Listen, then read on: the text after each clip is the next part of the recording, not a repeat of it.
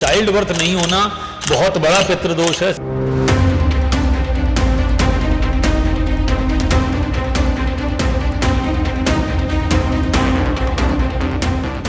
ये अमावस्या साल की सबसे बड़ी अमावस्या है।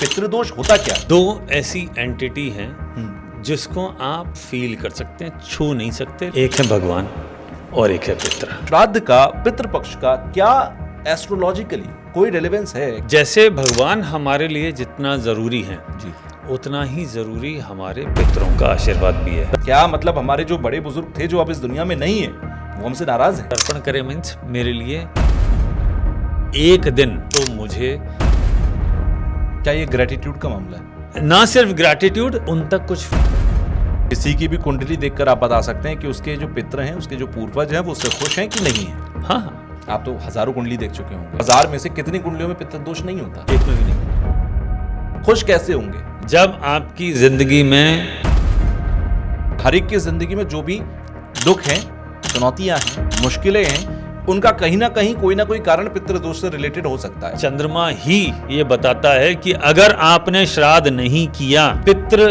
का संबंध, बस यही उपाय है। Hello hi, welcome. कैसे हैं आप सब लोग? मेरा नाम तुषार कौशिक है और आप देख रहे हैं डिजिटल जॉकी का एक और पॉडकास्ट। जीते जी हम अपने माता पिता, अपने बड़े बुजुर्गों का आशीर्वाद लेते हैं और मानते हैं कि वो आशीर्वाद हमें हर खतरे से बचाएगा और जिंदगी की हर जरूरतों को पूरा करने के लिए हम जो कोशिशें करते हैं उसमें हमारा साथ देगा। लेकिन उनके मरने के बाद क्या? जब हमारे बड़े बुजुर्ग हमारे घर से चले जाते हैं, उसके बाद साल में बस एक मौका आता है जब उन्हें हम याद करते हैं, वो है पितृपक्ष, जिसे हम श्राद्ध भी कहते हैं। बाकी समय पूरे साल कुछ लोग याद करते हैं, कुछ लोग नहीं। किसी के घर के सिर्फ दीवार पर वो टंगे रहते हैं एक तस्वीर की तरह, या फिर वो भी नहीं होता। लेकिन इन सारी चीजों का, श्राद्ध का, पितृपक्ष का क्या एस्ट्रोलॉजिकली कोई रेलेवेंस है? क्या जो ग्रह नक्षत्र हैं वो हेल्प करते हैं? इसका रीजन एक और भी है, क्योंकि कई बार आपने एस्ट्रोलॉजर्स को ये सुना होगा कि वो ये कहते हैं कि आपकी कुंडली में तो पितृदोष है। अब ये पितृदोष होता क्या है? क्या मतलब हमारे जो बड़े बुजुर्ग थे जो अब इस दुनिया में नहीं है वो हमसे नाराज हैं? क्या उनकी नाराजगी हमारे लिए खतरा बन सकती है या हमारे दुखों का कारण बन सकती है? ये बहुत सारी चीजें हैं जो हमें समझना जरूरी है। तो आज आपको यही समझाने के लिए, क्योंकि पिछले 2 पॉडकास्ट जो मैंने हमारे जो आज के गेस्ट उनके साथ किए, सबने एक बात कहा कि आप समझाते बहुत अच्छा है। तो मैंने कहा समझना है तो फिर उन्हीं के पास चलते हैं। एस्ट्रोलॉजर हनीश बग्गा जी एक बार फिर से मेरे साथ स्टूडियो में। सबसे पहले सर स्वागत आपका। एक कमेंट जो मैंने अभी जिक्र किया, उस कमेंट का जिक्र मैं आपसे भी कर रहा हूँ, पहली बार कर रहा हूँ, कि एक मैंने कमेंट पढ़ा आपके पॉडकास्ट के नीचे कि आपसे बेहतर आज तक कोई समझा नहीं पाया। तो आप समझाते बहुत अच्छा है। तो आज मैं आपसे थोड़ा पितृदोष को समझूंगा। ये कोई ऐसा टॉपिक नहीं है जो आज से पहले समझाया नहीं गया, एक बहुत बार बहुत पॉडकास्ट में समझाया गया, लेकिन इसको एस्ट्रोलॉजिकली साइंस बेस्ड लॉजिक के तरीके से मैं समझना चाहता हूं आपसे कि ये पितृपक्ष क्या होता है पहले, और फिर पितृदोष क्या होता है। देखिए, हम कॉन्सेप्ट की बात से शुरू करते हैं, एकदम बिगनिंग से। हम इंसान हैं, हम इस अर्थ पे फिजिकली प्रेजेंट हैं जी। 2 ऐसी एंटिटी हैं जिसको आप डायरेक्टली फिजिकली प्रेजेंट नहीं देख सकते, लेकिन एग्जिस्ट करती है। आप उनको फील कर सकते हैं, छू नहीं सकते लेकिन फील कर सकते हैं। एक है भगवान और एक है पितृ। भगवान की पूजा तो हम पूरे साल ही करते हैं, प्राइमरी तो भगवान ही है। लेकिन जैसे भगवान हमारे लिए जितना ज़रूरी है जी, उतना ही ज़रूरी हमारे पितरों का आशीर्वाद भी है। अब आप कहेंगे पितृ का मतलब क्या है? जी। वो लोग जो हमारे पूर्वज हैं और वो अब नहीं हैं, यानी वो जा चुके हैं। अब अगर पूर्वज जा चुके तो 2 ख्याल रहते हैं मन में। एक, क्या उनकी मुक्ति हुई है? दूसरा, क्या नहीं हुई है? अगर हो गई तो उनको मोक्ष की प्राप्ति होगी, मुक्ति मिल गई, खत्म, उनका भी ब्लेसिंग मिलेगा और वो फ्री हो गए। लेकिन अगर किसी की मुक्ति नहीं हुई तो फिर वो वेट करते हैं कि मेरे जो संतानें हैं, यानी बेटा है, उनके बच्चे हैं, उनके बच्चे हैं, ये जो लीनिएज है पूरी, ये जो पूरी लीनिएज है, इसमें से कोई मेरा तर्पण करे।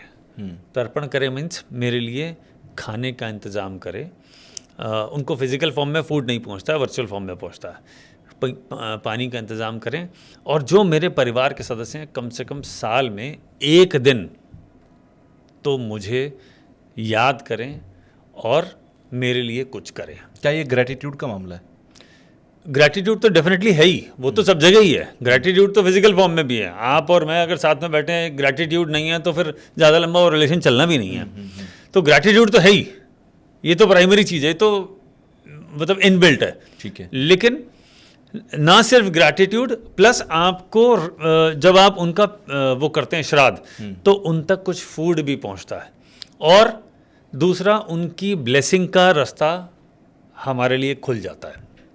अब आप कहेंगे कि पितृपक्ष, अगर पितृ इतने ही जरूरी हैं तो यही 15-16 दिन, 16 दिन होता है। वैसे पक्ष 15 दिन का होता है, लेकिन ये 16 दिन होता है। पूर्णिमा से शुरू होकर अमावस्या दोनों इंक्लूसिव है। Okay. तो एक दिन एक्स्ट्रा, तो 16 दिन होता है। तो अगर ये इतना ही इंपॉर्टेंट है तो पूरे साल में क्यों नहीं, यही 16 दिन क्यों? बिल्कुल। तो आप देखिए, कॉन्सेप्ट समझ लीजिए, अर्थ और के पास में दो ऐसी चीज़ें हैं जो हमारी ज़िंदगी पे सबसे ज़्यादा इंपॉर्टेंट रोल प्ले करती हैं। एक है सूर्य और एक है चंद्रमा। बिल्कुल। चंद्रमा नियरेस्ट है और सूर्य तो लाइट का देवता है, तो सब जगह बिना सूर्य के तो सृष्टि संभव ही नहीं है। ठीक है, तो सूर्य और चंद्रमा की इस पक्ष में ऐसी स्थिति होती है कि वो नियरेस्ट होते हैं। और मैं प्राइमरीली बात कर रहा हूँ चंद्रमा की। पितरों का सीधा संबंध चंद्रमा से है, डायरेक्ट कनेक्शन। अच्छा। तो ये जो तिथियां, ये जो महीने बनते हैं, इनसे ये जो इस वक्त चंद्रमा की जो स्थिति होती है अर्थ के पास, ये वो स्थिति होती है कि ये सारे सबसे नियरेस्ट फॉर्म में होते हैं। अब आप देखिएगा, जैसे जैसे सर्दी बढ़ेगी, आप देखिएगा पूर्णिमाएं आएंगी, उसमें चांद बहुत बड़ा दिखेगा, क्योंकि अर्थ के नियरेस्ट होता है। आपने कार्तिक पूर्णिमा आप देखेंगे बड़ा दिखेगा, शरद पूर्णिमा बहुत बड़ा चांद दिखेगा। लेकिन यही जो गर्मी के मौसम का चांद होता है, उस वक्त वो छोटा दिखता है। चांद वही है, डिस्टेंस बढ़ गया। डिस्टेंस बढ़ गया चांद और पृथ्वी के बीच का। हाँ, वो डिस्टेंस बढ़ गया, उसका एंगल चेंज हो गया। अब गर्मी के मौसम में सूर्य बहुत पावरफुल हो जाता है, तो चंद्रमा की विजिबिलिटी कम हो जाती है, क्योंकि सन ओवर पावर करता है। इस वक्त सूर्य की पावर कम होती जाती है, क्योंकि एंगल ऐसा होता है और सर्दियाँ आती हैं। बिल्कुल। तो चंद्रमा की पावर देखने लग जाती है, चंद्रमा बड़ा देखने लग जाता है, और पास में भी होता है, और वो बहुत चमकदार होता है। शरद पूर्णिमा आएगी, कार्तिक पूर्णिमा आएगी, तो हम जानते ही हैं, हमारे लिए सारे त्यौहार ही हैं। तो ये जो स्थितियां हैं ये पितृपक्ष की, इस वक्त पितृ सबसे पास में होते हैं। यानी हालांकि हम में से कोई जाके ऐसे वहाँ चेक नहीं कर सकता कि पितृलोक किधर है। जैसे आकाश में अब हम चंद्रमा पे मंगल सवाल पे ये आएगा कि हाँ। जब आपने कहा ना कि चंद्रमा पास होता है तो पितृ पास होते हैं, तो लोग कहेंगे कि क्या पितृलोक की जो हम बात करते हैं वो चंद्रमा है? पितृलोक, हाँ, पितृलोक चंद्रमा का नियरेस्ट है, अभी समझ लीजिए। और उस वक्त की जो स्थिति है, इस वक्त की जो पितृलोक है, वो अर्थ के नियरेस्ट होता है। हम अपनी इन आंखों से और इसको फिजिकल फॉर्म में नहीं देख सकते। जैसे हम चंद्रमा को देख सकते हैं जी, मिशन चल रहा है, मंगल का मिशन चल रहा है, चंद्रमा का चल रहा है, और भी प्लैनेट्स पे हम लोग बातें करते रहते हैं कि वहाँ पे मिशन चलेंगे, कोई कहाँ जा रहा है, कोई कहाँ जा रहा है। बट ये जो लोक हैं, इन्हें एक्चुअली लोक कहा गया है। मतलब जैसे अपने यहाँ सबकी एग्जिस्टेंस है, पृथ्वी लोक पे हम लोग रह रहे हैं, ऐसे चंद्रमा का और पितृलोक वगैरह, हाँ, वैसे वो लोक हैं, वहाँ पे भी एग्जिस्ट करता है। वहाँ पे फॉर्म बदल जाता है। हमारे यहाँ फिजिकल रिप्रेजेंटेशन है, वहाँ पे आत्माओं का और इन लोक का एक अलग रिप्रेजेंटेशन है। वो कैसा है वो हमारे शास्त्रों में लिखा हुआ है, तो मैं उस डिटेल में नहीं जाता। लेकिन वो इस वक्त नियरेस्ट है, और इस वक्त वो वेट करते हैं। उस वक्त वो उनको बस विंडो होती है कि आप अगर चाहें तो अपने उनको देख लीजिए। एंसेस्टर्स जो हमारे हैं वो हमें देख सकते हैं, हमें महसूस कर सकते हैं। तो ये ब्लेसिंग का समय होता है। नॉर्मली जैसे मैं एक छोटे से एग्जांपल में समझाता हूँ। जैसे कोई बच्चा स्कूल में जाता है ना, पहली 4 क्लास होती है, फिर एक आधे घंटे का ब्रेक होता है जिसके अंदर वो लंच करता है, वो टॉयलेट चला जाता है, वो पानी वानी पी लेता है, दोस्तों से मिल लेता है, थोड़ा चेंज कर लेता है, फिर वापस 4 क्लास पढ़ता है। आप इसको वही समझ लीजिए, ये 15-16 दिन वही हैं कि उनका ब्रेक चल रहा है और वो देखने आ रहे हैं भैया सब ठीक चल रहा है क्या। तो आप उसको वैसे ही समझ लीजिए। अगर वो वैसे है और जब वो देखने आ रहे हैं, तो अगर वो खुश हैं तो आशीर्वाद दे देंगे, और अगर वो खुश नहीं है तो फिर प्रॉब्लम क्रिएट कर देंगे। अब मैं इस पे आता हूँ कि आपने कहा कि अगर वो खुश हैं तो वो आपको आशीर्वाद देंगे, आपकी कृपा आएगी, आपके काम बनेंगे, और अगर खुश नहीं है तो वो आपके लिए थोड़ा सा मुसीबत बन सकती है जिंदगी के अंदर। खुश कैसे होते हैं पितर? क्योंकि आपने कहा कि फिजिकल फॉर्म में उनके पास कुछ भी नहीं पहुंचता, सब कुछ वर्चुअल पहुंचता है। तो ये जो खुश होने वाली बात है, खुश कैसे होंगे?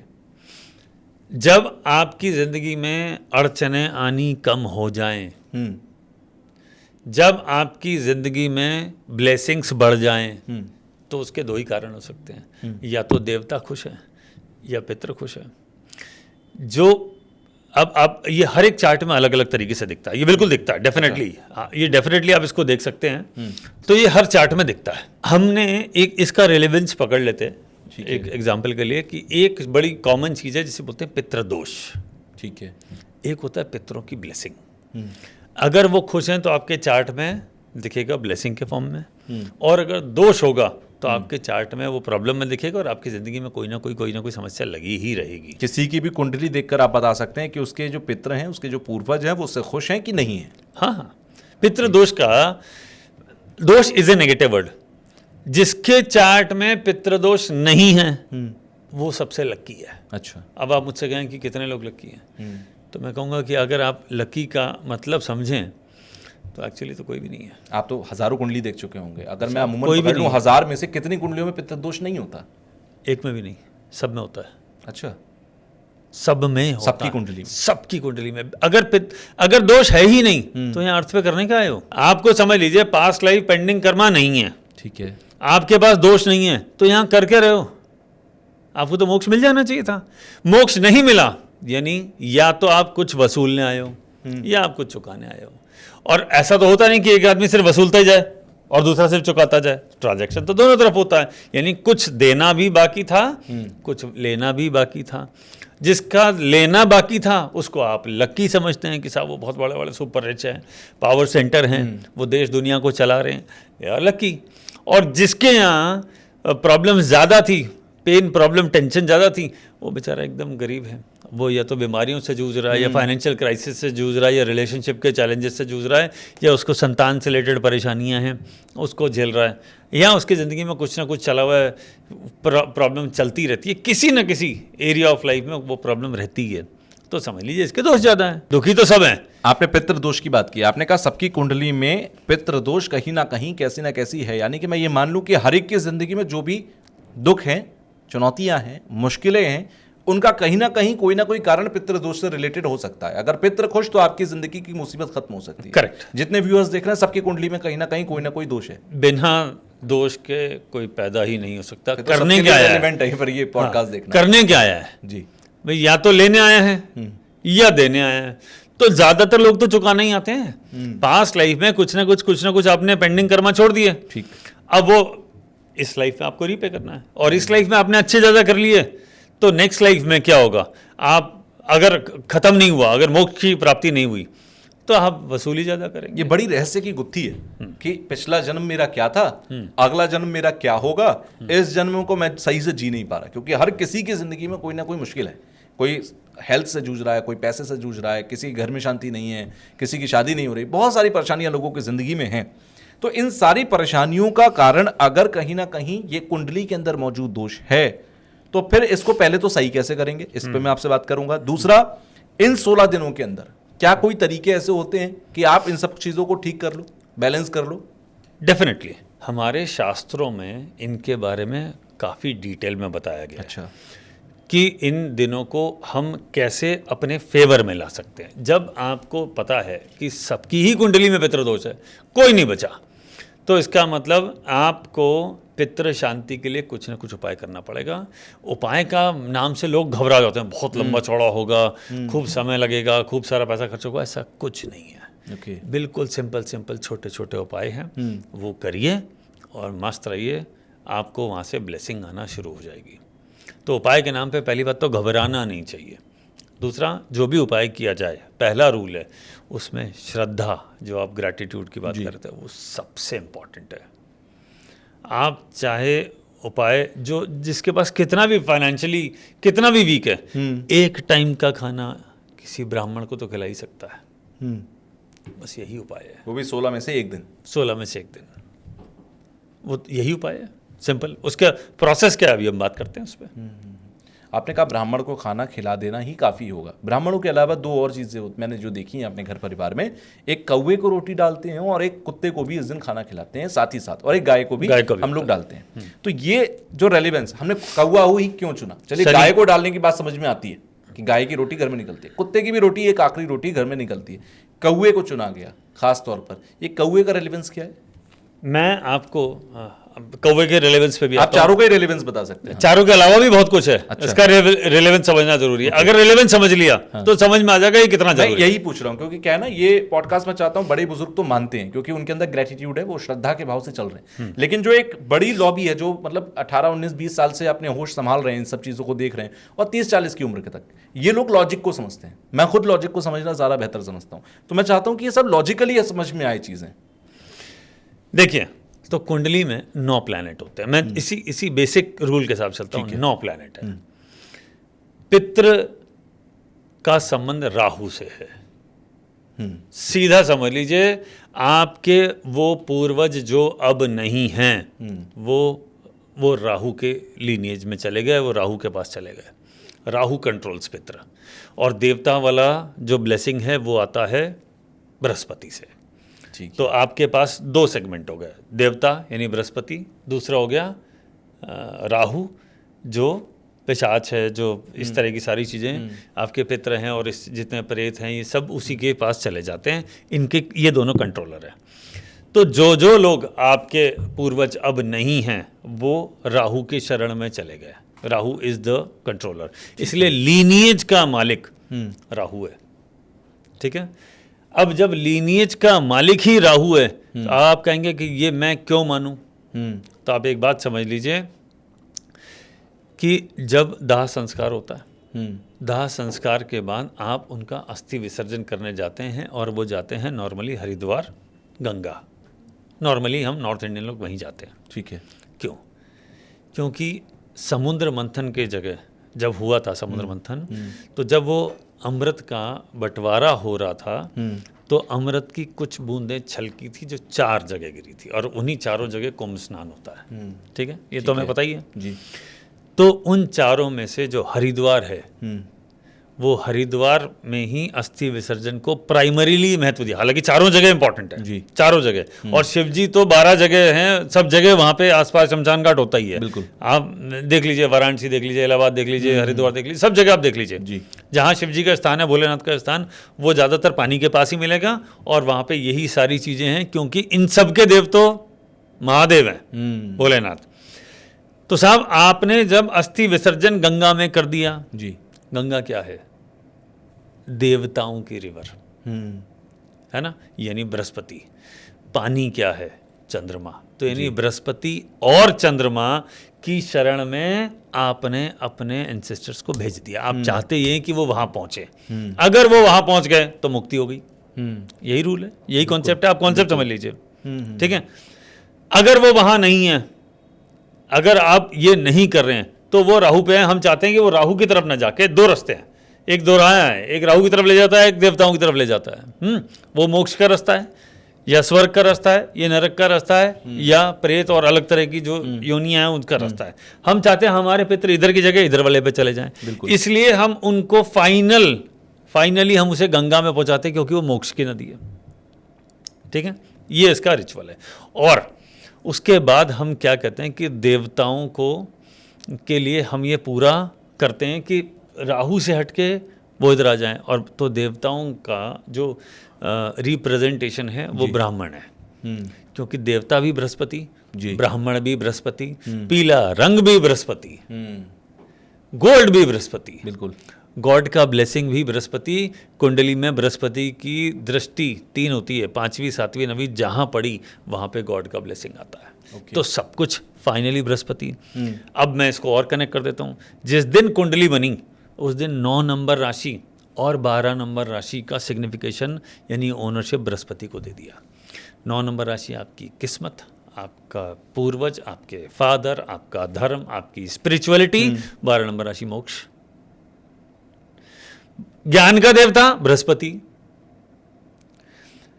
तो ज्ञान के थ्रू मोक्ष बृहस्पति। तो 9 नंबर राशि क्यों दी बृहस्पति को? कभी हम इस पे डेफिनेटली बात करेंगे कि हर प्लैनेट को यही राशि और यही नक्षत्र क्यों दिया। पूरा सीक्रेट जिंदगी का इसी में ही है। अच्छा, तो 9 नंबर राशि यानी सजिटेरियस, धनु राशि। बिल्कुल। 9 नंबर कुंडली का नवा घर क्या है? किस्मत, स्पिरिचुअलिटी, फादर। आप जो जिंदगी में प्रेजेंट करना चाहते हैं, जो आप अपना प्रेजेंटेशन दिखाते हैं, अब मैं अपने आप को प्रेजेंट करता हूं, दैट इज साइन नंबर 9। ठीक है। कुंडली में 9 नंबर राशि सबसे लंबी राशि होती है टेक्निकली, अगर बात करें कभी मैं समझाऊंगा तो लॉन्गेस्ट है।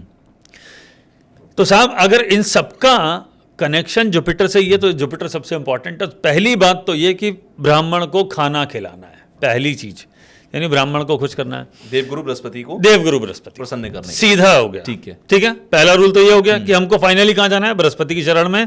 तो ब्राह्मण को खाना खिलाना है। एक तो बृहस्पति को बैलेंस किया हमने। हाँ, ठीक। बृहस्पति का बेस्ट फ्रेंड कौन है? चंद्रमा। चंद्रमा। तो इसलिए अगर आपको ध्यान हो तो जब भी पिंडदान किया जाता है या वो किया जाता है तो चावल को यूज किया जाता है। वो चंद्रमा का रिप्रेजेंटेशन है। Past life pending connection, past life का पेंडिंग कर्मा का कनेक्शन राहु केतु से आता है।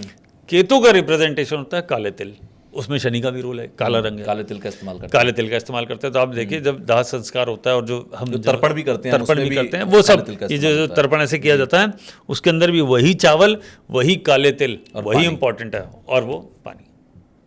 आप समझ गए? तो तर्पण का फॉर्मूला समझ में आ गया कि वाई दिस, क्यों नहीं और चीजें रखी? बिल्कुल, क्योंकि चंद्रमा आपका मन है और चंद्रमा ही ये बताता है कि अगर आपने श्राद्ध नहीं किया जी, तो सबसे पहले अगर कोई पहला प्लेनेट खराब होगा तो चंद्रमा होगा, फर्स्ट प्लेनेट सबसे पहला, क्योंकि चंद्रमा का ही सीधा कनेक्शन है। क्योंकि अभी हमने बात करी पितृ का जो लोक है वो चंद्रमा के आसपास ही है। इसलिए जो उस जगह का मालिक है, मैं आपके घर आऊं, मैं आपके घर आऊं और आप खुश नहीं है तो आप मेरे को टेक केयर ही नहीं करेंगे। आप पूछेंगे हाँ जी खाना खाना है, बस ठीक है, नहीं ओके ओके थैंक यू, खत्म। और अगर आप बड़े हैप्पी मूड में तो आप कहेंगे नहीं नहीं बैठवारी कहाँ जाना है, ये तो ऐसा तो हाँ उठ के जाना, हाँ आपको जो पसंद है वो कर देते हैं जी, जैसे ना कि नहीं नहीं साहब आप चाय बना लो, हाँ चाय बना लो, कुछ भी करो, व्हाटएवर जो जैसा संबंध है। तो आपके पास जिस जगह के आप ओनर हैं, जिस जगह आप पहुंच रहे हैं, जहां आपके पितर पहुंचे, आप सबसे पहले तो उसको खुश करो कि भैया इनका ध्यान रखना, ये तुम्हारे यहाँ आए हैं। ठीक है, बिल्कुल। एक छोटा सा एग्जांपल ले लो, मान लो होटल में अपन जाते हैं तो होटल की क्वालिटी, एक 1 स्टार होगा, 5 स्टार होगा, 7 स्टार होगा, सुपर डिलक्स रूम होगा, जमीन आसमान का फर्क होता है सर्विसेज में और कंफर्ट में। तो हम ये चाहते हैं कि भैया वो मेरे को वो सस्ता वाला ना मिले, पितरों को बेटर प्लेस टू लिव मिले। बिल्कुल, आप कॉन्सेप्ट समझ लीजिए। इसलिए चंद्रमा सबसे इंपॉर्टेंट है। ठीक है। अब अगर उनकी मुक्ति नहीं हुई तो वो वापस आएंगे, तो किसी ना किसी योनि में आएंगे। और अगर वो आएंगे या नहीं आएंगे, चलो उसको भी 2 मिनट के लिए बाद में लिखते हैं कि उससे हमें फायदा क्या होगा। अगर आप पितरों का तर्पण करते हैं और पितर आपसे खुश हो जाते हैं तो कुंडली में चंद्रमा ठीक हो जाएगा, पहली बात। बिल्कुल। दूसरा, बृहस्पति ठीक हो जाएगा। ठीक है, चंद्रमा ठीक, बृहस्पति ठीक, शनि ठीक, केतु ठीक, ये तो आपने से कर ही लिया। अब आपके उस वाले सवाल पे कि पंडित जी क्यों बृहस्पति, ब्राह्मण क्यों, गाय क्यों, बोले शुक्र, कामधेनु गाय का रिप्रेजेंटेशन शुक्र है। बिल्कुल। तो वही तो अगर आपको गरुड़ पुराण का थोड़ा सा आइडिया हो तो उसमें बताया जाता है कि तारण करने के लिए, उस नदी को पार करने के लिए गाय की पूंछ पकड़ के ही निकला जाता है। इसलिए शुक्र गोदान भी कराते हैं जब हाँ जी, बड़े बुजुर्गों की वृद्धावस्था होती है तो। गोदान भी होता है और शैया दान भी होता है। तो उसके अंदर आप शैया का भी संबंध डायरेक्टली इनडायरेक्टली शुक्र से ही जाता है। ओके, ठीक है। तो आपको शुक्र इसलिए चाहिए, काऊ रिप्रेजेंटेशन है। समय का मालिक है शनि, शनि का रिप्रेजेंटेशन क्या है, कौवा। पास्ट लाइफ पेंडिंग कर्मा में शनि का रोल सबसे इंपॉर्टेंट है। और मैं आपको आज ही एक फॉर्मूला दे देता हूं ज्योतिष का, बिल्कुल सिंपल। हमारे जो व्यूअर्स हैं, अपनी कुंडली में शनि देख लीजिए कहाँ बैठा है। शनि दुख का देवता है, जहां बैठा है दुख देगा, क्योंकि उसका काम ही वही है, नेचर ही वही है। और जहां जिस राशि में घूम के जा रहा है, उस राशि कुंडली में कौन से हाउस में बैठी है, उससे रिलेटेड उसका समय शुरू हो गया। अच्छा या बुरा चार्ट बताएगा। शनि समय का मालिक है, जहां पहुंचा वो समय शुरू। तो हम ये चाहते हैं कि शनिदेव आप थोड़ा प्रभु शांति रहिए। ये आपका रिप्रेजेंटेशन कौवा है साहब, इसके लिए मैंने खाने का इंतजाम कर दिया। क्या खिलाते हैं, खीर। खीर क्या है, चंद्रमा, चंद्रमा और शुक्र दोनों का उसमें रिलेशन आता है। बिल्कुल। मीठा होने की वजह से मंगल का भी आता है। शनि है दुख का देवता, और आपने उसको खीर खिलाई तो क्या होगा कि हे दुख के देवता, तुम मेरे लिए चंद्रमा प्लस शुक्र प्लस अच्छे मंगल की तरह शुभ हो जाओ, इसलिए उसको खिलाया जाता है। शुक्र यानी काऊ, गाय को खाना, उसमें मीठा भी होता है, बिल्कुल। तो मीठा, हे शुक्रदेव आप मेरे लिए चंद्रमा की तरह और इसके मंगल की तरह मांगलिक हो जाओ, फेवर में आ जाओ। अब बचा कुत्ता। कुत्ता क्या है? केतु। हे केतु देव, क्योंकि केतु ही मोक्ष के देवता है, आप मेरे लिए मंगल की तरह चंद्रमा की तरह शुभ हो जाओ। और मंगल प्लस चंद्रमा की युति धन की युति होती है, और लोगों की 90% समस्या धन ही है, धन की है। तो आपको बात समझ आएगा, सीधा कनेक्शन धन से है। तो इसका मतलब पितृपक्ष में उपाय करने से आपके धन में आने वाली समस्याओं को आप दूर कर रहे हो। पहला जवाब तो यही हो गया। ठीक है, ठीक है। बृहस्पति को खुश कर लिया, शुक्र को ठीक कर लिया, शनिदेव को शांत कर लिया, राहु केतु को सेटल कर लिया। यही तो, जिसकी ब्लेसिंग चाहिए वो आपके फेवर में आ गया। जो आपको तंग कर रहा था उसको कहा प्रभु तुम शांत हो जाओ। राहु केतु शनि को आपने शांत कर दिया। चंद्रमा को बहुत बढ़िया पावर दे दी। चंद्रमा मन का कारक, चंद्रमा धन का कारक, चंद्रमा एजुकेशन का कारक, गुड हेल्थ का कारक, माँ का कारक, मातृभूमि का कारक और ओवरऑल हैप्पीनेस का कारक। तो आपने इससे क्या किया? इन सबको अपने फेवर में ले लिया। इसलिए पितृपक्ष का ये बहुत जरूरी है। मेरा कहना तो ये है, पितृपक्ष में तो आप करें ही जी। वैसे भी लाइफ में जब जब मौका मिले साल में कुछ ना कुछ ब्राह्मण को खिला दिया करें, उनकी सेवा कर दिया करें। नहीं घर पे बुला के दे सकते तो ब्राह्मण महाराज के लिए अन्न का इंतजाम, कुछ ऐसे खाने में इंतजाम करके उनके घर दे आइए, हाथ जोड़ दीजिए। तो आपकी ज़िंदगी में परेशानियां वैसे ही कम हो जाएंगी, क्योंकि बृहस्पति का आशीर्वाद मिलना शुरू हो जाएगा। तो अगर हमने इसको पहले वाले, अगर आपको ध्यान हो तो हमारी हैबिट थी कि ब्राह्मण के लिए हम कुछ करते रहते थे, और बहुत सारे ऐसे दिन बने हैं जिसके लिए हम करते हैं। अब जैसे कार्तिक, इसलिए हर त्योहार पर ब्राह्मणों को थाली जाती है घर से। हाँ, मंदिरों में थाली जाती है घर से। बिल्कुल, आप देखिए, समझते थे, इसलिए पूरा सिस्टम बना के रखा। पीछे कार्तिक आ रहा है, बिल्कुल यही होने वाला। हाँ। उसके पीछे जनवरी में मकर संक्रांति आ रही है, बिल्कुल, फिर उसी का दिन है। पीछे अक्षय तृतीया आई थी, वो शॉपिंग का दिन था। बिल्कुल। तो आप देखिए, तो ये सारी चीजें एक्चुअली फाइनली गॉड की ब्लेसिंग लेने के लिए ही है। ये पक्ष पितृ के लिए है। तो बाकी आपने 16 दिन हटा दो, 365 में से राउंडेड ऑफ 15 हटा देता हूं जी। तो 350 दिन तो आप भगवान की भक्ति में, 15-16 दिन का ये मौका है, इसको ना गंवाएं, क्योंकि ये साल में सिर्फ 15-16 दिन आपकी सारी चीज़ों को बैलेंस कर सकता है। क्योंकि देखिए, सारी चीज़ें हमारी लाइफ में, जो लोग एस्ट्रोलॉजी पर बिलीव करते हैं वो समझते हैं कि भाई ये 9 ग्रह जो हैं और 12 घर जो हैं, यही सारी चीज़ों को कंट्रोल करना हमारी लाइफ में। अब ये अगर आपके बैलेंस हो जाएं आपके किसी भी रिचुअल से, तो आप अपनी लाइफ के पैसे की, हेल्थ की, किसी भी तरीके की प्रॉब्लम को सॉर्टेड कर सकते हैं। पितृपक्ष तो आपने लॉजिकली समझा दिया, साइंटिफिकली, कि भाई ये सारे ग्रहों पर डिपेंडेंट हैं। लेकिन अब मेरा सवाल यहाँ पर ये है कि अगर हम पितृ पक्ष को मानते हैं, श्राद्ध को मानते हैं, तो हम ये भी मानते हैं कि भाई पिछला जन्म भी था और इस जन्म में मरने के बाद मैं अगला जन्म भी लूंगा। यानी कि एक आम सोच इंसान की ये होती है कि भाई जब हम मरेंगे तो मरने के बाद हम यमलोक जाएंगे, यमराज के पास, वो हमारा हिसाब किताब देखेंगे, उसके हिसाब से हम स्वर्ग नर्क भोगेंगे और फिर अगले जन्म में चले जाएंगे। ये बात सिर्फ इतनी सी होती है, या जरूरी नहीं है मैं यमराज के पास जाने से पहले हो सकता है कहीं और जाऊं, या अगला जन्म मेरा क्या होगा यह हम इस जन्म से पता कर सकते हैं, या पिछला जन्म मेरा क्या था यह हम इस जन्म से पता कर सकते हैं। कुंडली में जब आप कुंडली बनाते हैं तो उसमें बहुत कुछ साइलेंटली लिखा होता है। हर चार्ट में अलग अलग होता है। साइलेंटली क्यों होता है वो? साइलेंटली वो होता है कि बहुत सारे लोगों को इसके बारे में पता ही नहीं है। मैं स्पेसिफिकली बात कर रहा हूँ, उसमें एक ऐसा पॉइंट होता है जिसपे लिखा होता है योनी। वो पकड़ लीजिए, समझ में आ जाएगा। वहीं जो लिखा है उसका क्या मतलब है? उसमें सबके लिखे होते हैं। ओके। पीछे नाग योनि में नहीं थी, अलग अलग तरह की योनियाँ होती हैं, उसका कनेक्शन होता है। उसके साथ कुछ मल्टीप्लायर्स हैं, कुछ आप उसको फॉर्मूला लगा के, सारा दिया हुआ हमारे शास्त्रों में, वो आप लगा के यू कैन चेक। लेकिन हम उस पर ज़्यादा बात इसलिए नहीं करते कि we can not go back and check, उसको वेट करके बताओ। मैं आज आपको कुछ भी कह दूँ, आप उसको वेट कैसे करोगे? इसलिए मैं इस पर ज़्यादा बात करता नहीं कि जो आप, क्योंकि हमारी जनरेशन ऐसी है, बिल्कुल, जिसको आप वेट कर सकते हैं कि हाँ ये है, ये दिख रहा है, उसी पे बात करने में ज़्यादा मज़ा आता है। ऑल्दो आपका सवाल है, मैं इसका आंसर जरूर दूंगा। लौट के तो यहीं आना है, बिल्कुल, फाइनली, क्योंकि जब तक मोक्ष नहीं मिलेगा आप यहीं आएंगे, आपके पास कोई और है ही नहीं जगह, तो finally you will come back. तो इसलिए रीबर्थ रीबर्थ रीबर्थ रीबर्थ होता रहता है। अब क्या होता है कि सारी जो स्टोरी है ये इस बर्थ और अगले बर्थ के बीच की है।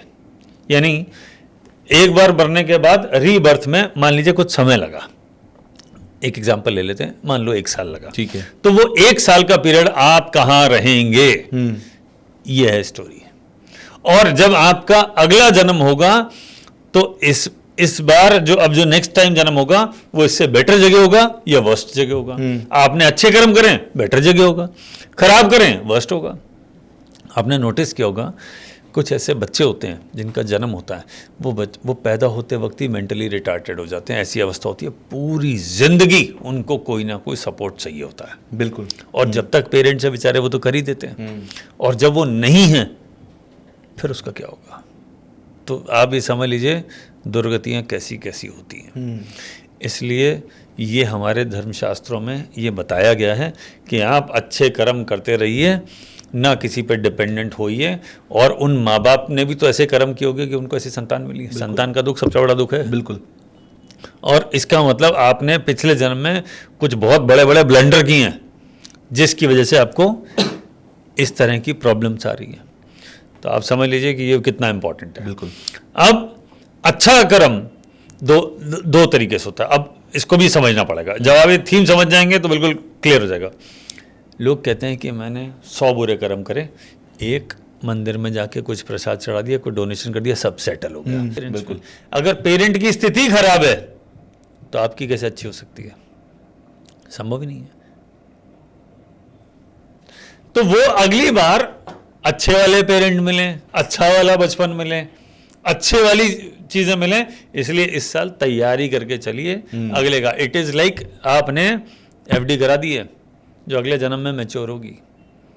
तो आप अब लोगों का सवाल ये भी आता है, बहुत सारे लोग बात करते हैं, पढ़ाते हैं तो बहुत सारे लोग पूछते हैं कि सर ये बताओ कि ये बहुत सारे लोग हम कंसल्टेशन देते हैं, लोग पूछते हैं मैंने तो कोई पाप किया ही नहीं इस जन्म में, कोई बड़ा ब्लंडर किया नहीं, मेरे साथ ही ऐसा क्यों हो रहा है? ये सवाल है। तो साहब सारी स्टोरी इस जन्म की नहीं है, पिछली भी चल के आ रही है। तो इसका मतलब इस बार जो करूंगा उसका आधा रिजल्ट अगले मिलेगा? यस। आप जितना भी कर्म करते हैं उसका 50% इस जन्म में मिलता है, 50% कुंडली के 9वें घर में जिसका मालिक बृहस्पति है, 9 नंबर राशि, उसमें जाके जमा हो जाता है। ठीक है, तो 9 नंबर राशि में जाके जमा हो गया। अब ये आपने एफडी करा दी, अब अच्छी है या बुरी है वो आपको तब पता पड़ेगा जब ये खुलेगी। बिल्कुल। तो इस साल इस जन्म में जितना भी आप काम कर रहे हैं, अच्छा कर रहे हैं बुरा कर रहे हैं, 9 नंबर राशि में स्टोर होता जा रहा है। तो 9 नंबर राशि क्या तय कर रही है? आपकी किस्मत। अब अगला जब जन्म हुआ तो ये जो 9 नंबर राशि में जो स्टोर होता गया ये सब स्टोर होके आपको मिलेगा 5 नंबर राशि में। तो इस जन्म में जो जहां कुंडली में 5 नंबर राशि है ये पिछले जन्म के कर्म है। अगर 5 नंबर राशि पिटी है समझ लेना पाप बहुत करके आए हो। और अगर 5 नंबर राशि बहुत बढ़िया है, फैंटास्टिक, क्योंकि 5 नंबर राशि का मालिक कौन? सूर्य। सूर्य मालिक है आत्मा का, सूर्य का रिप्रेजेंटेशन है फादर। तो आपकी आत्मा और आपके फादर दोनों का मालिक सूर्य, सूर्य की राशि 5 नंबर राशि। तो आपका जन्म कहां होगा भाई? आत्मा ने किसी बॉडी में प्रवेश किया होगा मदर की, तभी तो जन्म हुआ। वो उसने जो उसका जो सिलेक्शन प्रोसेस है कि मैं किस शरीर में जाऊं, वो सिलेक्शन प्रोसेस 5 नंबर राशि सबसे इंपॉर्टेंट है। इसलिए सूर्य 1 नंबर राशि में एग्जॉल्टेड होता है, उच्च का, मंगल की राशि, और 5 नंबर राशि का ओनर होता है। तो 1 और 5, 1 means start and 5 means Surya, Surya means आत्मा। तो मेरी आत्मा या जो भी आत्मा इंसान की बॉडी में या किसी का भी जन्म हो रहा है, जानवर का भी हो रहा है, आत्मा तो आएगी ना। बिल्कुल। वो आत्मा किस बॉडी में प्रवेश करेगी? 2 पैर वाले की करेगी, 4 पैर वाले की करेगी, रेप्टाइल की करेगी, मछली की करेगी, किस में जाएगी, किस में जाएगी, कछुए में जाएगी, कहां जाएगी, वो आत्मा तय करेगी। उस वक्त आपका 5 नंबर राशि तय करेगा कि यहां से उठा के मैं देखूं कि मुझे जाना कहां है। तो ये पूरा सब साइंटिफिक है। यानी आपने जो 9 नंबर राशि में स्टोर किया अगले जन्म में 5 के नाम पे वापस मिलेगा और मालिक होगा सूर्य। तो इसलिए बृहस्पति धर्म के मालिक हैं और वो गुरु हैं किसके? सूर्य के, देव गुरु। तो मतलब गुरु बताएंगे कि सूर्यदेव आपको ये यहां जाना है, अब की बार ये जन्म लेना है, ये तुम्हारा नोटबुक पकड़ो भाई खाता, ये अच्छे बुरे एग्जीक्यूट करवा देना। अब सूर्य के अपना काम किससे करता है? बड़े शनि राहु केतु। सूर्य इज द बॉस, खुद तो काम करेगा नहीं। बिल्कुल, राजा है। राजा थोड़ी काम करते हैं, उनके तो वो जो लोग रखे हुए हैं शनि राहु केतु, शनि को पकड़ा दिया, बोले ये कर्मा का देवता शनि, सूर्य ने चिट्ठी पकड़ा दी, शनि देव इसके साथ ये करना है। अब शनि अपना काम कैसे कराएगा, बोले राहु केतु, इसलिए राहु केतु कार्मिक देवी देवता बोला है, कार्मिक देवता है ना। व्हाट इज कर्मा, कार्मिक। बिल्कुल। तो कार्मिक अच्छा बुरा कौन करेगा, राहु केतु। डायरेक्शन किसको मिलेगा, शनि को। इस जन्म की स्टोरी किसके पास है, सूर्य के पास। और इनको सूर्य को किसने कहा है, इनका सूर्य को जो गूगल मैप दिया है इस जन्म का, वो दिया है बृहस्पति ने। और बृहस्पति आपकी किस्मत है, बृहस्पति आपकी स्पिरिचुअलिटी है, सारा कर्म आपने जहां स्टोर किया 9 नंबर राशि है। इसलिए बृहस्पति को पहले ठीक करो कि सूर्य देव को ठीक डायरेक्शन मिलकर बोले यहां जाना है, सूर्य अच्छा होगा, वो शनि को कहेगा इसके साथ अच्छा कर, थोड़ा हाथ हल्का रखिए। ये है पूरी थीम। बिल्कुल, ये पूरा कॉन्सेप्ट है कि जो लिंकेज की हम बात करते हैं ना, कि कौन सी चीज किससे लिंक है। अगर सूर्य को ही आत्मा या पिता कहा गया या राजा कहा गया तो क्यों कहा गया, या देवगुरु बृहस्पति को हम अच्छा कहते हैं तो क्यों कहते हैं। अच्छा, रीबर्थ पे मैं आ रहा था वापस से। तो रीबर्थ की जब हम बात करते हैं, अगला जन्म हमारा कहाँ जाएगा, या हम मरने के बाद कहाँ जाएंगे, हम लोग जाएंगे। हमने सुना है कि बैकुंठ भी एक होता है, स्वर्ग भी होता है, नर्क भी होता है। कौन कहाँ जाएगा मरने के बाद, ये कैसे डिसाइड हो सकता है, ये पता लग सकता है। मैं आपको कुछ इंडिकेशन दे देता हूँ। ओके। जैसे हमारा जन्म होता है तो हमारा date of birth, time of birth, place of birth से हम कुंडली बना देते हैं, और इस जन्म का गूगल मैप आपकी वो कुंडली है, आपको पूरा नेविगेशन है वो कि ऐसे चलेगा। इसी तरीके से मृत्यु का एक समय होता है, जिस समय डेथ हुई। मैं आपको सिर्फ, बहुत सारे फॉर्मूलाज हैं, एक फॉर्मूला समझा देता हूँ, सिर्फ एक, ठीक है, तिथि का फॉर्मूला, क्योंकि आज के टॉपिक से रिलेटेड है वो, तो तिथि की बात करते हैं। अगर आपका, अब तिथियां कितनी होती है, 15 होती है, इसलिए पक्ष, लेकिन उसमें से 15वीं तिथि या तो पूर्णिमा होगी या अमावस्या होगी, इसलिए श्राद्ध पक्ष 16 दिन का होता है, क्योंकि पूर्णिमा और अमावस्या दोनों को सेपरेट लिया है। क्योंकि पूर्णिमा is good, Amavasya is bad. तो 15वीं तिथि तो 15वीं है, एक जगह पूरा मून नहीं है, एक दिन एक तरफ मून है ही नहीं, और एक तरफ मून ही मून है, सिर्फ मून ही है। बिल्कुल। तो पूर्णिमा इज बेस्ट एंड अमावस्या इसमें चतुर्दशी और अमावस्या इज वर्स्ट, 14वीं और 15वीं, क्योंकि वहां जाके मून की पावर ऑलमोस्ट 0 हो जाती है। और हम बात कर रहे हैं पितृलोक की और चंद्रमा की, तो कनेक्शन आपको सीधा समझ में आ गया होगा। बिल्कुल। तो जिस वक्त किसी की डेथ हुई है उस वक्त की तिथि पकड़ लीजिए। अगर वो पूर्णिमा की डेथ है तो आप ये मान लीजिए कि वो बहुत अच्छा है। इसको कौन सा लोक मिलेगा, ऐसा शास्त्रों में बताया गया है कि ये लोग सत्यलोक, जिसे विष्णु ओन करते हैं। अच्छा, जो लोग पूर्णिमा के दिन मरते हैं, सबसे अच्छा माना जाता है, वो सीधे विष्णु के लोक, सत्य लोक में जाते हैं। हाँ, मैं आपको और भी इसमें कनेक्शन दूंगा। विष्णु के तो कई जगह नाम आया है, तो उसमें से स्पेसिफिकली सत्यलोक, जहाँ पे जाके वो सीधा उनके पास, उनके कंट्रोल में, उनके वाले जगह जो जिसको वो ओन करते हैं, कंट्रोल करते हैं, वो वाली जगह पहुंच जाते हैं। लेकिन अगर पूर्णिमा के बाद जो पहली तिथि है वो प्रतिपदा तिथि है, प्रतिपदा तिथि वाला भी normally it is good only, वो जाते हैं ब्रह्मलोक, क्योंकि उसका रिप्रेजेंटेशन पहली का वो जाता है सूर्य से, और विष्णु काला पूर्णिमा वाला जाता है चंद्रमा से। तो चंद्रमा वाला तो सत्य हो गया, that is the best one जी। नंबर 2, अब जो जिस तरीके से जा रहा हूँ, इसका मतलब ये नहीं कि मैं कैटेगराइज कर रहा हूँ कि ये बेस्ट है ये वर्स्ट है, I am not saying this, but sequence के बारे में बात करें तो ये सूर्य का रिप्रेजेंटेशन है। सूर्य का संबंध है क्रिएशन से जी, क्रिएशन का देवता ब्रह्मदेव, और सूर्य आत्मा कारक, बिना आत्मा के किसी का क्रिएशन हो ही नहीं सकता। बिल्कुल। तो इसलिए ब्रह्मलोक, ठीक है। अगर हम बात करें द्वितीय तिथि की, फिर मून हो गया द्वितीय तिथि का मालिक। अब अगर मून की बात करनी है तो ये जाते हैं चंद्रलोक, मून उसको ओन करते हैं। तृतीय तिथि की बात करूं तो इसके लॉर्ड हो गए मंगल देव। मंगल देव की बात करूं, मंगल थोड़े से क्रूर में भी आते हैं, एग्रेसिव है। हाँ, एग्रेसिव है, क्रूर हैं। तो ये लौटा के, ये किस देवता के हैं, भूलोक, अर्थ पे, अर्थ पे ये इसके आसपास ही रहने वाले हैं, भूलोक पे। यानी भूलोक पे तो सभी आते हैं, लेकिन उसमें से भी मंगल वाले थोड़ा सा परेशानी के साथ थोड़े ज़्यादा रहते हैं। ओके। अगर जन्म डेथ हुई Chaturthi, Chaturthi is one of the worst tithi मैं बात करूँगा। हालांकि इनके चतुर्थी, नवमी, चतुर्दशी ये तिथियाँ अच्छी नहीं होती, इन्हें रिक्ता बोला है, यानी एम्प्टी, ओके, एम्प्टी हैंड्स। हालांकि चतुर्थी के देव, अब जैसे गणेश चतुर्थी है, चतुर्थी के देव गणेश है, तो इनका लॉर्ड क्या हो गया, ओनर लोक क्या हो गया, गणेश जी वाला। ओके, ठीक है।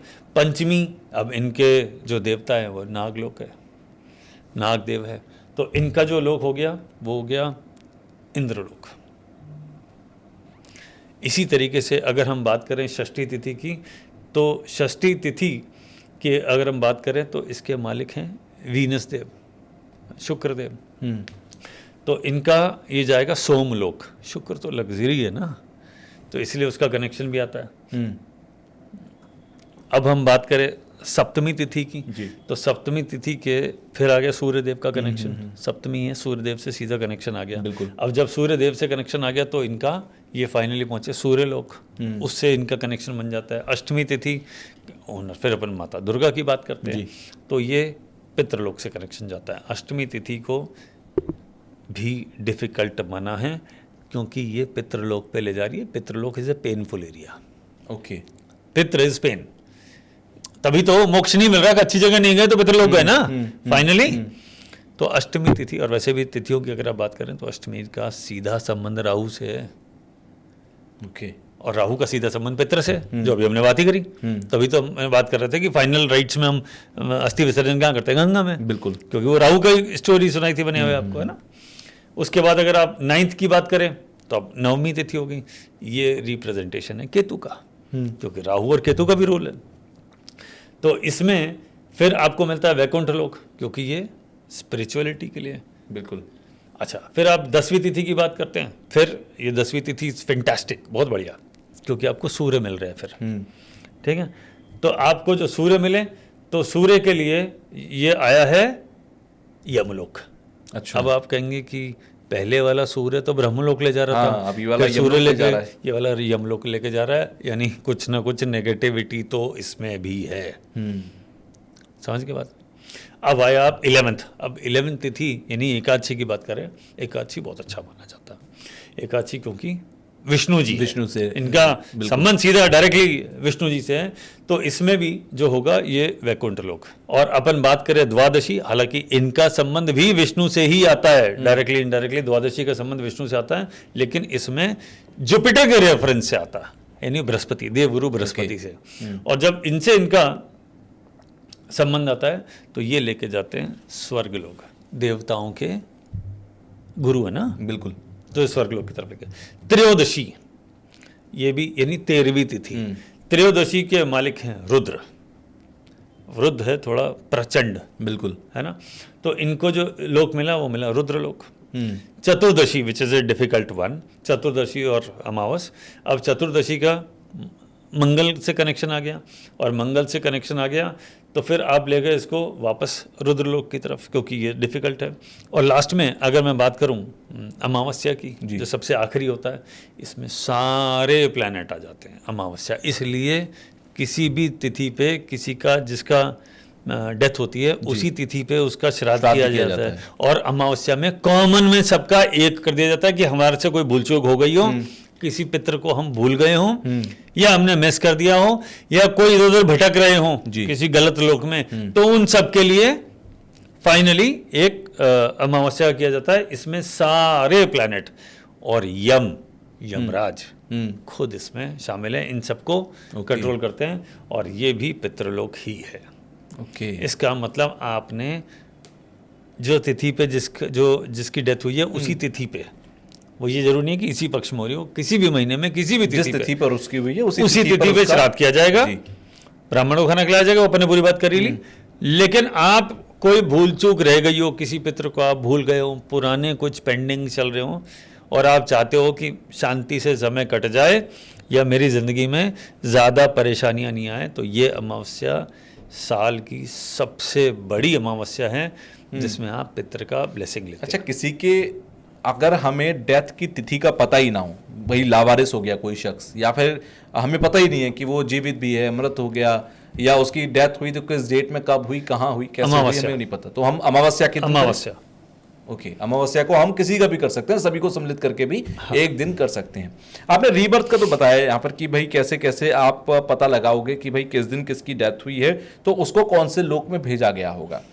अब श्राद्ध के एक अगर मैं चीजों की बात करूं, बहुत सारी चीजें ऐसी हैं श्राद्ध में जो मतलब हम करते हैं, जैसे कि हम तर्पण करते हैं, हम श्राद्ध में ब्राह्मणों को खाना खिला रहे हैं, कौवे को हम डाल रहे हैं, कुत्ते को हम गाय को डाल रहे हैं। श्राद्ध के अलावा जैसे श्राद्ध में जो हम कर रहे हैं, क्या श्राद्ध के अलावा बाकी के जो 350 दिनों की हम बात कर रहे थे, उन दिनों में अगर हम चीजों को करते हैं, प्रैक्टिसेस को करते हैं, तो कर सकते हैं या नहीं कर सकते? आप उसमें देवताओं का निमित्त करते हैं, यहाँ पितरों के निमित्त करते हैं। नहीं, लोगों का सवाल ये होगा कि अगर 16 दिन में हम अगर ये सारी प्रैक्टिसेस करके खुश कर सकते हैं तो हम पूरे साल कर सकते हैं। सब देखिए, आपको ये समझना पड़ेगा कि आप किस तरफ जा रहे हैं। 350 दिन तो हमको भगवान के शरण में रहना ही है। बिल्कुल।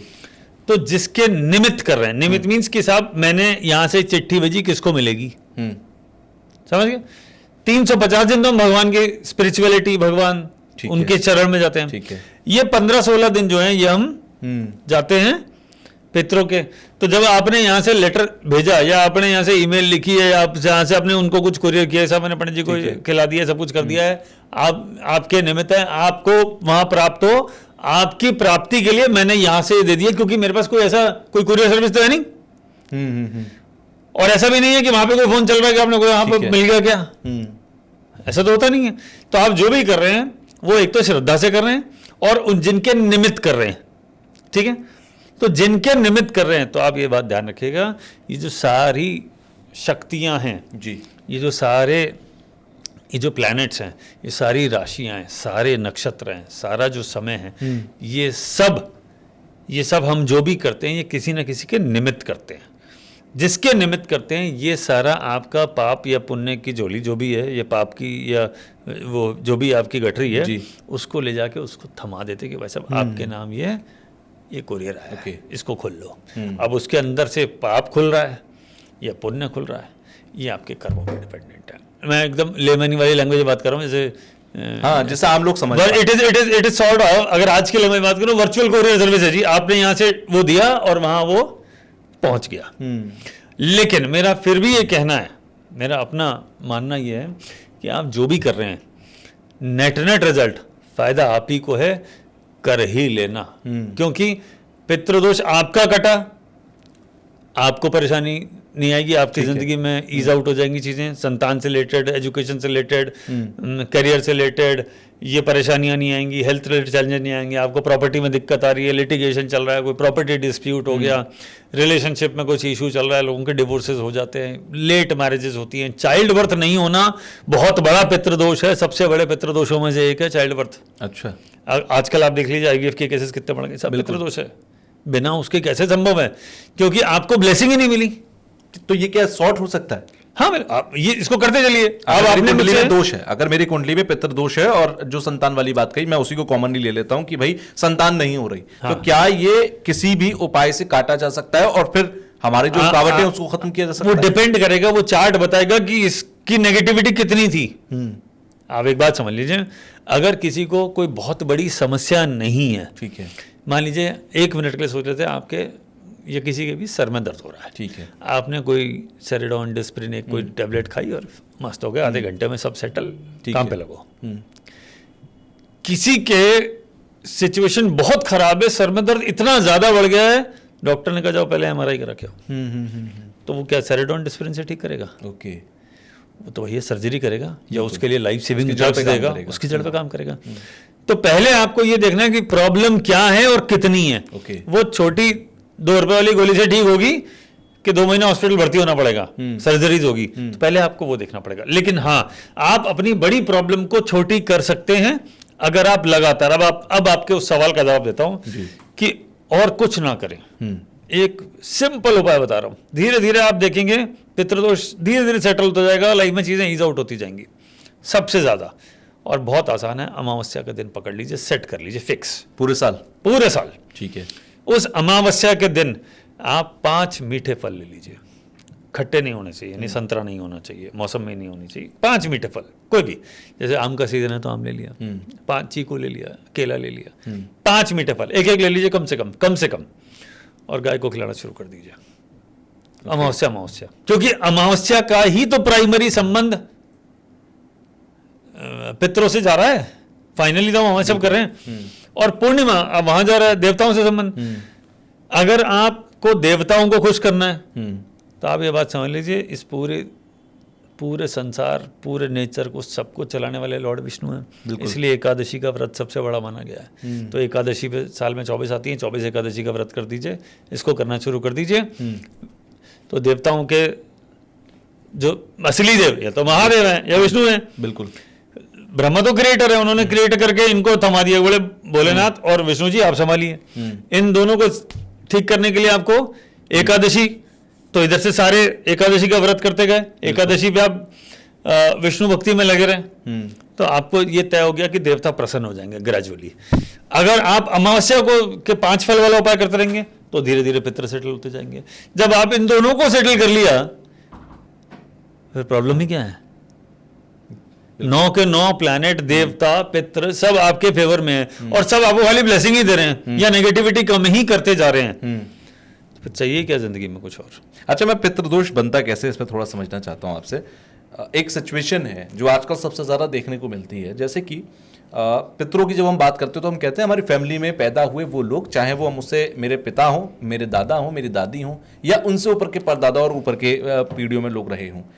बात यह है कि मान लीजिए जैसे आजकल बहुत सारे केसेस हैं कि एक हस्बैंड ने अपनी वाइफ को मार दिया या एक भाई ने अपने भाई को मार दिया या ऐसे सगे रिलेटिव्स में, यानी कि आपके ब्लड रिलेशन में ही एक दूसरे की हत्या कर दी। क्या ये सारी चीज़ें पितृदोष बनाती हैं और ये आगे आने वाले पीढ़ियों में जाती हैं? ये तो बड़े वाले पितृदोष बनाती है हत्या। तो मैं तो कह रहा हूँ किसी ने किसी की जमीन भी मार ली तो भी पितृदोष बनेगा। ओके। हालांकि उस जमीन का रिप्रेजेंटेशन मंगल से है तो मंगल से रिलेटेड पितृदोष बनेगा। सारे 9 के 9 प्लैनेट पितृदोष बनाने में इनका रोल है, सारे 9। अब देखिए प्रॉब्लम सबकी अलग अलग है। हर प्लैनेट को एक एक रिप्रेजेंटेशन दिया गया किसी चीज का कि तुम इसके ओनर हो। जो प्लैनेट पितृदोष में शामिल हुआ आपकी जिंदगी का वो वाला area pain, problem, tension, pressure वाला हो जाएगा। जैसे चंद्रमा अगर शामिल है तो आपकी हेल्थ का इशू होगा, मदर से नहीं बनेगी, चाइल्ड बर्थ में दिक्कत आएगी, एजुकेशन में दिक्कत आएगी, आपको पूरी जिंदगी हेल्थ में प्रॉब्लम रहती ही रहती रहेगी, कुछ ना कुछ लगा रहेगा, ओवरऑल खुश नहीं रह पाओगे। अगर आ गया मंगल तो इसका मतलब प्रॉपर्टी से रिलेटेड संबंध है, आपने आपके भाइयों से रिलेटेड संबंध है। खराब मंगल मीन्स भाइयों में आपस में नहीं बननी, भाइयों का सुख नहीं मिलना, सब ठीक है लेकिन हम साथ नहीं रह पा रहे, प्रॉपर्टी से रिलेटेड डिस्प्यूट हो रहे हैं, कोई लिटिगेशन है, मंगल बहुत बड़ा रोल प्ले करता है लिटिगेशन का। आप कोर्ट कचहरी में जिंदगी बीत गई, मंगल है ना, या कोई डिस्प्यूट हो गया, आपको बार बार चोटें लगनी है, वो भी मंगल देता है सर। ओके। अगर बुध आ गया, बुध क्या है? बुद्धि। बुध क्या है? बहन, बुआ, मौसी, ननद या वाइफ की सिस्टर, जिसे हम हिंदी में साली भी कहते हैं, और आपकी बेटी। अगर इनको प्रॉब्लम है, या बुध है बुद्धि, डिसीजन मेकिंग एबिलिटी, आप जिंदगी में बार बार गलतियां कर रहे हैं, तय मानिए बुध का प्रॉब्लम है, कोई डाउट ही नहीं है इसमें, क्योंकि बुध आपकी लर्निंग स्किल भी है ना। बिल्कुल। तो जो लोग अभी हम बात कर रहे थे जो डिप्रेशन में चले जाते हैं, ओवर अग्रेसिव होते हैं, या उनको हार्मोनल डिसऑर्डर है या कोई और प्रॉब्लम है, वो बुध है, बुद्धि है। बिल्कुल। बृहस्पति की बात लास्ट में करूंगा। शुक्र, रिलेशनशिप, लग्जरी ऑफ लाइफ। अब जो आपने हस्बैंड वाइफ की डेथ हो गई, आजकल बहुत सारे केस चल रहे हैं, आजकल होता पहले भी था, आजकल ज्यादा हाईलाइट हो जाते हैं सोशल मीडिया, सब लोग अवेयर हैं, बात कर रहे हैं, क्योंकि पहले ये थोड़ा ज्यादा होता था और छुपा रहता था तो पता नहीं पड़ता था, आजकल ये कम होता है लेकिन हाईलाइट हो जाता है तो थोड़ा ज्यादा दिखता है। बिल्कुल। ये परेशानियां 20, 30, 40 साल पहले बहुत ज्यादा थी, हमसे पिछले वाली जनरेशन ने तो बहुत ही देखा है। बिल्कुल। बट अब हाईलाइट हो रहा है, हालांकि एक भी क्यों हुआ है, ये कारण है शुक्र, रिलेशनशिप। अब आओ शनि।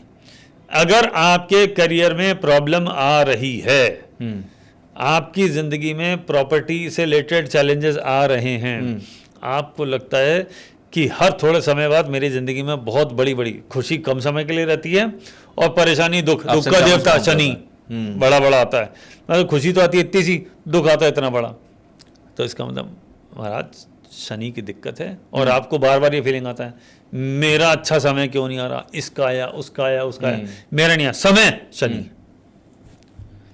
अब आओ अचानक कोई ऐसी घटनाएं हो जाए, जैसे लोगों के एक्सीडेंट हो जाते हैं, बिल्कुल, जिंदगी में ऐसी प्रॉब्लम्स आ जाती हैं, जैसे अचानक हो गया कुछ, जैसे अभी आजकल जो हमने एक बार उस पर पॉडकास्ट भी किया था, हमने बात करी थी कि राहु देव की जी। और मैंने कहा था हमने इस पे जो राहु 11 नंबर राशि पे आने पे जो किया था, मैंने कहा था कि ये सब डिजास्टर होने वाला है, करियर में तबाही मचा देगा। आपके सामने है, बिल्कुल। यही राहु है, कौन बचेगा? राहु तो वैसे ही शनि का फॉलोअर है, तो आपका शनि ठीक नहीं है, राहु भी अगर ठीक नहीं है तो आप निपट गए। करियर को तंग करेगा, लिटिगेशन कर देगा, अनप्लान्ड एक्टिविटीज कर देगा, लॉन्ग डिजीजेस लाइक कैंसर, ये राहु की देन है। अर्थराइटिस टाइप ऐसी दिक्कत जिसमें पैरों से रिलेटेड दिक्कत आती है, है ना, जॉइंट से दिक्कत आती है, ये सब शनि की बीमारी है। ओके। अगर हम बीमारी पे भी बात करें तो ये प्लैनेट आपको दुख कैसे देगा? बोले एक तो ये पकड़ बीमारी, एक ये एरिया ऑफ लाइफ में पकड़ चैलेंज, ये दोनों मैंने तुझे गिफ्ट कर दिए, इसके दम पे चलो झेल। पिछली बार ये करके आया ना, अब ये पकड़, ये तूने इन्वेस्ट किया था, तेरी एफडी खुल गई, ये पकड़ ले तेरी एफडी विद इंटरेस्ट। अब आया लास्ट में, सॉरी सेकंड लास्ट, अब आया केतुदेव। केतुदेव इज स्पिरिचुअलिटी, मोक्ष। ओके। अगर केतु ही साथ नहीं है, मोक्ष कैसे मिलेगा? वो कुत्ते को खाना केतु ही है। केतु का एनिमल है वो कुत्ता है, राहु का जो एनिमल है वो बिल्ली है।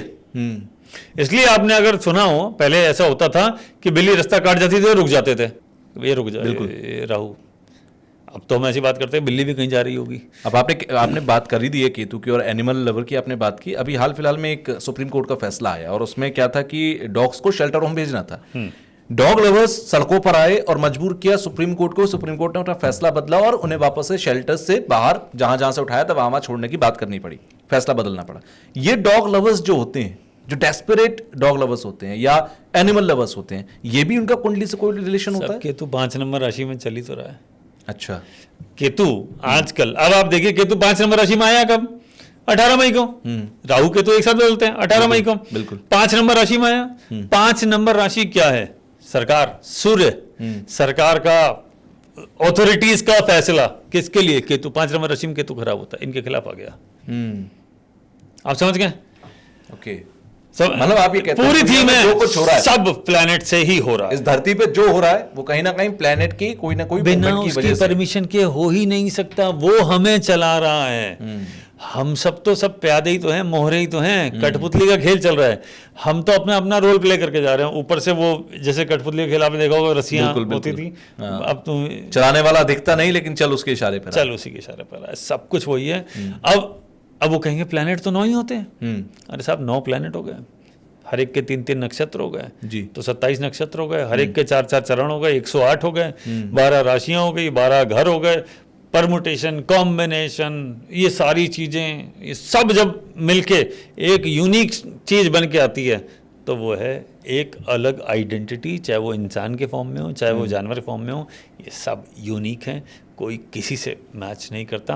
और अगर इसके पीछे भी कुछ है, हालांकि ये ऑफ टॉपिक हो जाएगा, तो मेरा मानना है यूरेनस, नेपच्यून और प्लूटो का भी इम्पॉर्टेंट रोल है, जिसके बारे में लोग बात नहीं करते।